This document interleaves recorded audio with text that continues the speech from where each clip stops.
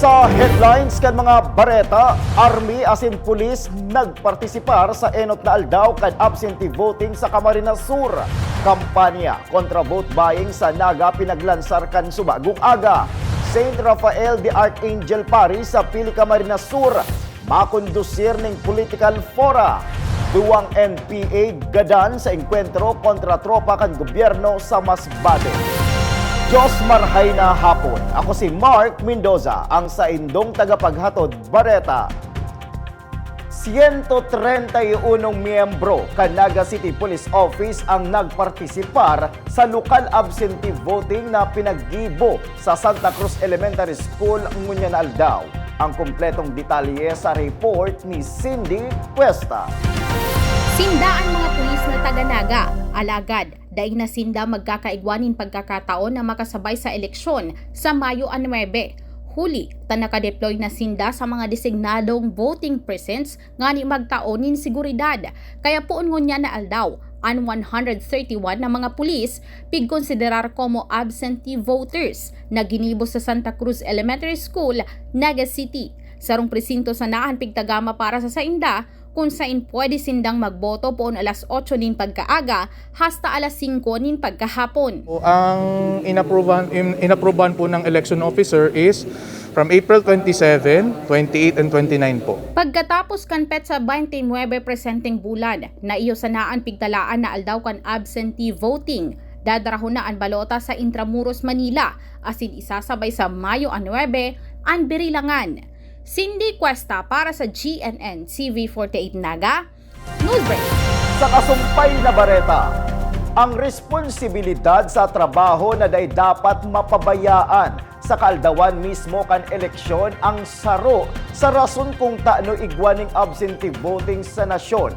Susog kay Attorney Aaron Dale Canape, representante kan Comelec Naga, ang gustong mag-aprobitsar kan absentee voting kan Comelec ang kaipuhan mag-comply sa mga requisitos kan sa indang opisina. Kailangan po, may letter po kayo na addressed sa election officer expressing that you are availing of the local absentee voting for media personnel. And based po sa latest resolution ng COMELEC, may mga nilay down po silang list of media personnel kung sino po ang mga kasama, considered. So, once na na-approve na po yun ng election officer, ipapadala po yun sa CLAV, sa Committee on Local Absentee Voting, then they will decide kung ito bang mga media personnel, aanuhin nila, a-approvean nila. Then, pag na-approvehan na po yun ng CLAV, then papadala po sila ulit ng letter dito na these media personnel have been approved to vote as local absentee voters. Then after that, makakaboto na po kayo. Sa iba pang bareta, nagenyo kontra bakal boto, pinaglansar kan subagong aga. Nagbubuelta si Cindy Cuesta. Ipiglunsar kan subagong aga sa sarong universidad ang Nagenyo kontra bakal boto na pinanginotan kang non-government organization na Naga City People's Council.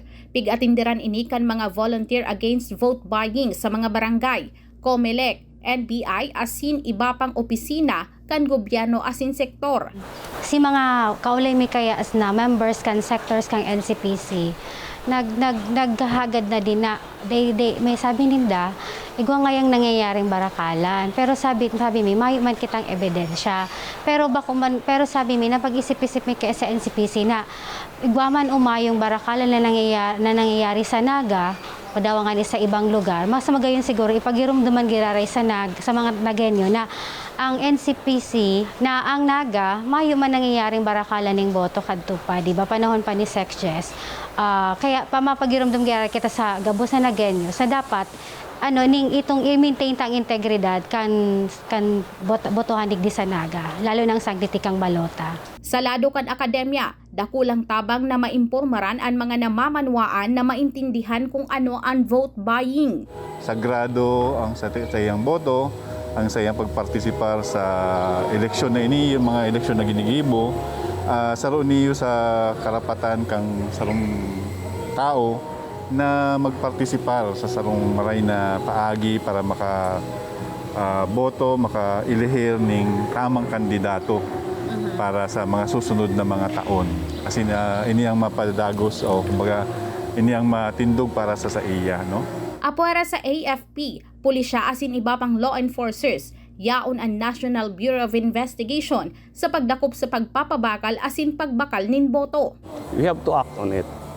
I-gather natin yung mga ebidensya, i-collate natin yung mga statement ng mga witnesses. Then, pag may sapat na pong ebidensya tayong nakuha, ay ipa-file na natin ito sa prosecutor's office. Dapat ireklamo kasabay kan mga ebidensya. Iyan ang pagirumdom kan Comelec Naga. O pagirumdum lang po kung magfa-file po ng complaint ang sarong botante po or concerned citizen. Pagirumdum lang po na i-file po ini sa tamang venue po Tapos kolektahin po lahat ng available evidence na nandun mismo, na nakita na witness niya mismo yung act of vote buying. Tapos much better kung may mga witnesses po, kung may mga testigo para po mas lalong mag-build up po yung case. Cindy Cuesta para sa GNN TV48 Naga, Newsbreak. Sa Banwaan man kan Pamplona, Camarines Sur, 80% nang naidistribuir kan Comelec ang voters information sheet sa mga botante kan nasabing banwaan. Ang kumpletong detalles kaiyan sa report ni Jerome Bree. Nasa 80% na kan mga barangay ang natawananin voting information sheets sa Banwaanin Pamplona, Camarines Sur. Sigun kay Francis May Bulalin, ang acting election officer kan Pamplona, laog kan na VIS ang mismo nga presinto kan kada botante, tanganing maiwasan ang pagtiripon kan tao sa lugar, ninhuli pa man giraray sa pandemic sa mismong aldaw kan eleksyon. Piglalauman man ang unya ng simana ay may didistribute na sa gabos ang voting information sheet sa kada barangay. Nakalagay po doon yung presinto ng bawat botante para meron na po silang idea and alam na nila yung saan sila pupunta. Kung halimbawa hindi na po sila magkukumpulan kasi may COVID pa po tayo ngayon, di ba po? Hindi na sila pupunta titingin pa doon sa voters list, doon sa polling place. So meron na po doon nakalagay din yung mga pangalan ng mga kandidato, simula sa president down to the local positions. Mga party list andun lang din sa voter information po.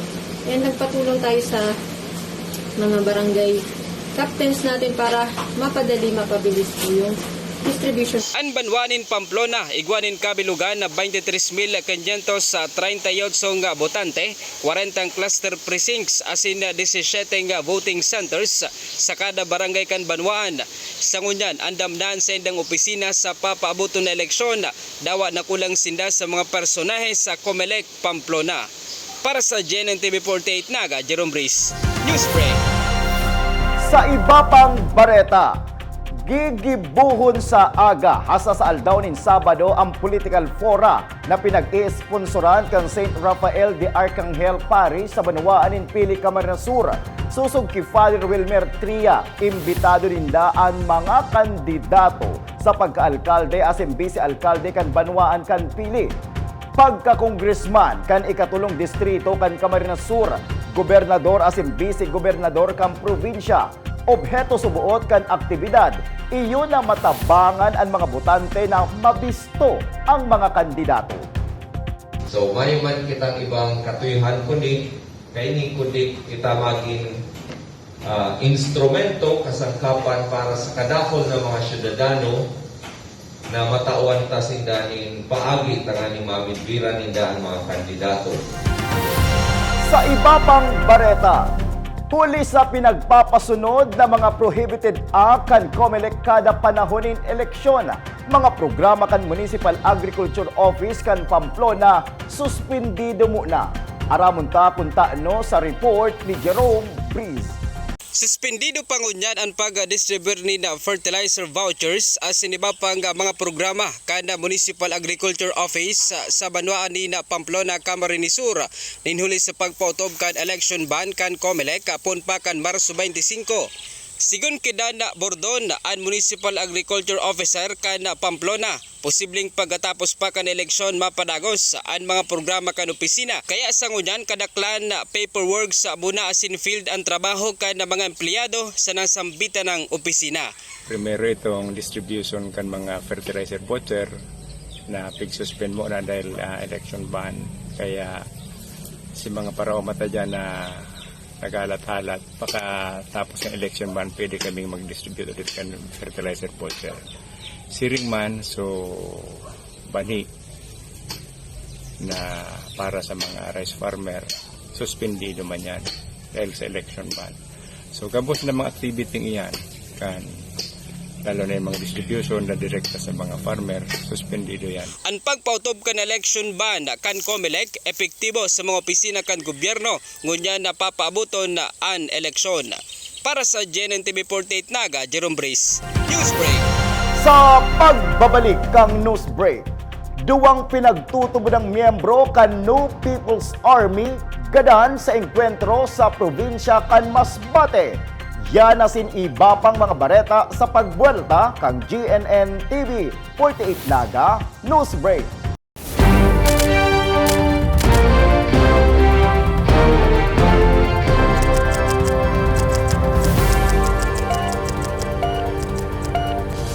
Naghahanap ka ba ng one-day printing? Look for AET Ads. We offer tarpaulin printing, billboards, panflex, laser cutting, and stainless for quality signages and many more. Your signage is the face of your business. Kaya ano pang hinihintay mo? I-level up mo na ang signages at billboard mo. Matatagpuan sa Pabidon 4, Door 5, Panganiban Drive, Naga City, in front of Boy Scout and Girl Scout of the Philippines. Sa Central Branch, located at Barangay Dinaga, Naga City, Salbay, Barangay Sagpon, Daraga Albay. For inquiries, you may call or text at 205-5322 or 0998-952-7485 and look for Mr. Willis Soliman. AET Ads ka na, your one-day quality printing.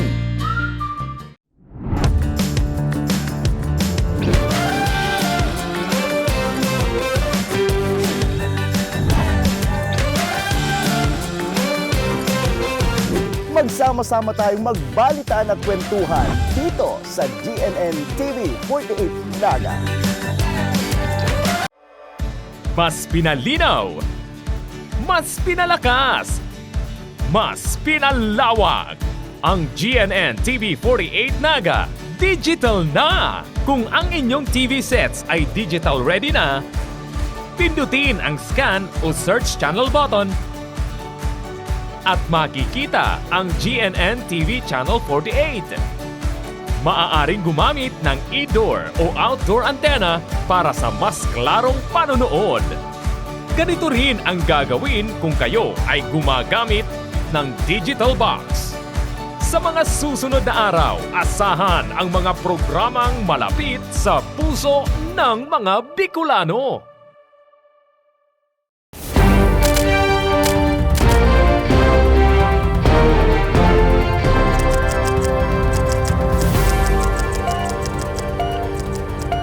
Padagos pa sa mga bareta, lutuan na gibo sa basura ipinahiling na kan Solid Waste Management Office kang Siyudad ng Naga sa publiko. Ang detalye sa report ni Cindy Cuesta. Imbes na kuryente o LPG, an kala na ini pigpapaandar kan plastic petroleum fuel. Ini pwedeng lutuan nindawa sa mas tipid na paagi. Apwera sa tipid, ini man ang paagi nga di mapakinabangan ang mga plastic na basura. Napilit na i-convert sa fuel, primero, pero panduwa po, mahalita, mabawasan ta po. Isa po yung mga basura na inaapunta sa sanitary landfill. Iyo po yan si Waste Diversion Technology na pagsasabi ta. Kada ako ba po mga project na ginigibo ang syudad, ang Solid Waste Management Office. Pero saro po ini sa nahihiling mi na potential po sa panahon na ito. Nakaparalan ko po baga ang ang satuyang fuel. Ngunyan, halos dati baga 72 pesos per liter. Baka po mag-abot po ini ngunyan na si Mana, masabi malangkaw na naman ngunyan, makaabuton po 76, 78 pesos per liter. So very timely po na kita kayo ni. Haloy na po ini, nagkakapira na ining bulan. In-testing mi na muna, kami na muna nagagamit. Ginamit po sa mga makina, sa cooking gas stove. Ginamit po sa mga small engines. Kaya po halos positive si result. Only that, kaya po hindi po ining isubmit sa satuya pong Department of Science and Technology. Ang gas na ginagamit sa kalana ini, pigpoproseso sa sanitary landfill kan syudad Dignaga, nagibo sa piggirisi o pigperidasong plastik. 10 benepisyaryo man gikan sa syudad ning Naga ang natauwanin kerosene kalan kasabay kan pagpabisto sa nasambit na produkto. Makakatipid po kami sa gas, saka po sa pag-ano po ngayon, mahal po ba ngayon ang mga sulain. So yun na po, inita ko lang tabang po niya sa pagluluto. Cindy Cuesta para sa GNN TV 48 Naga, Nube.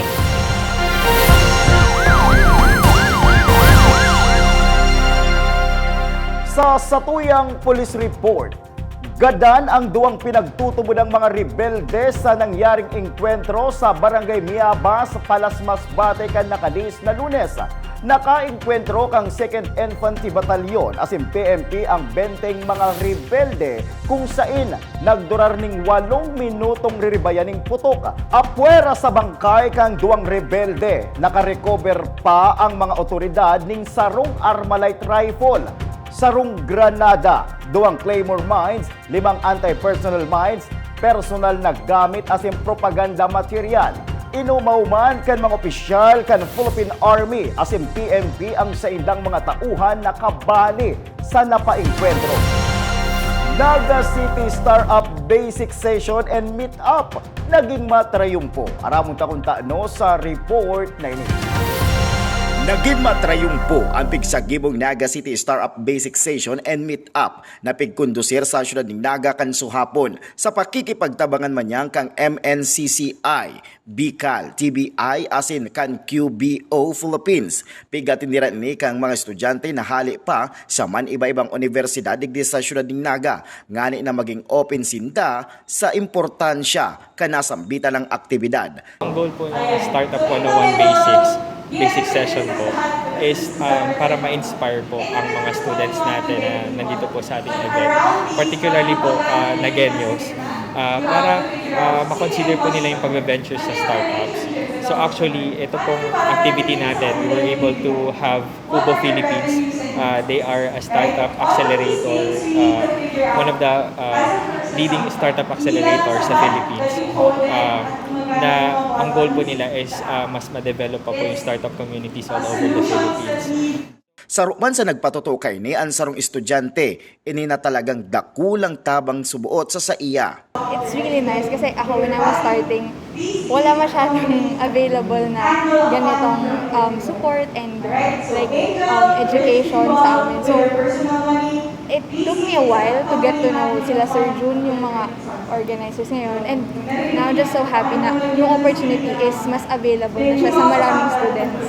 Alagad na nga pudal man si PJ Ligaspi sa mga gusto maaraman ini asin kung ano ang orgulyo kanasambitan ng aktibidad.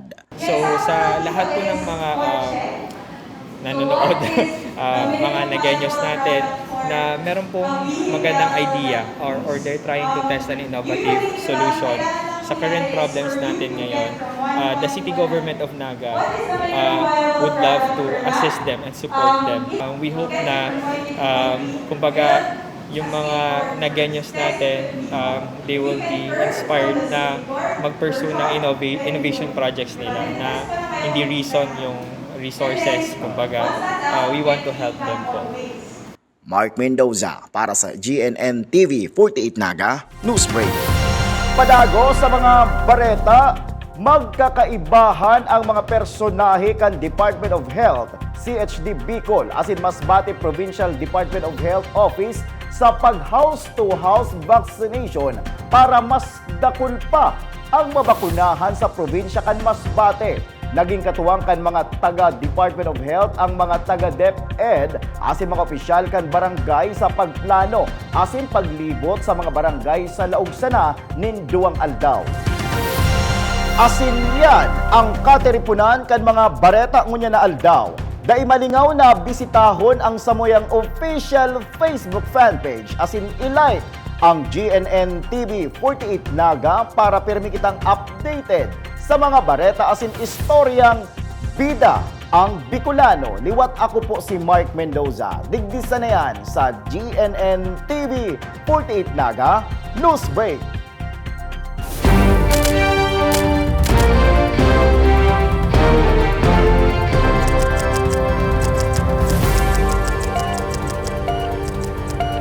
Programang ini hatod sa to kan Transfer It, Ninoy and Corey Avenue in front of CBD Terminal, Naga City. Benny Manoy, 12-in-1 Superior Blend Herbal Coffee Mix with Energy Booster, ang kape ng mga Oragon.